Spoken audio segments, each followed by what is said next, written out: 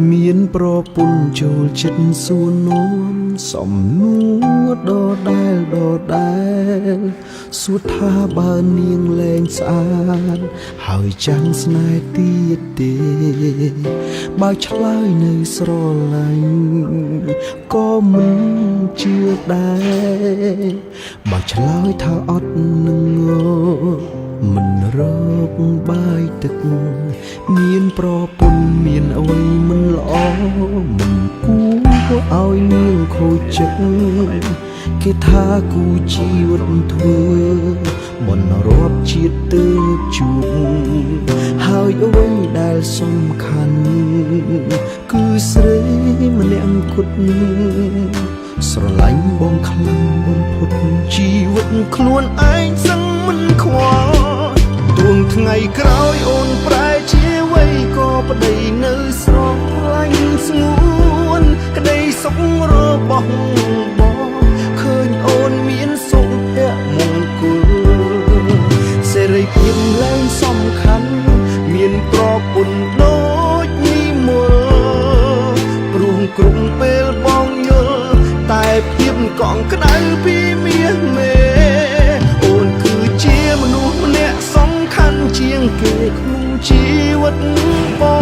ងមិនមែនល្អតែបងបងឬស្មោះមួយខានណាស់ពេលចង់រស់ក្បែរគ្នាដល់ចាំងឲ្យដូចម៉ាក់ប៉ាយើងដែរសុខទុក្ខរួមគ្នារហូតអស់ដល់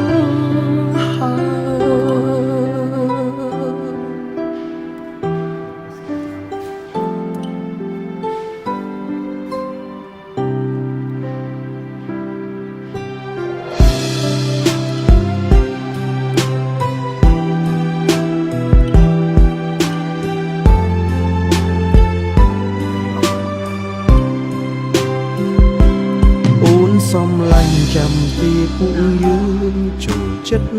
មានក្តីស្រមៃចង់មានអ្វីគ្រប់យ៉ាង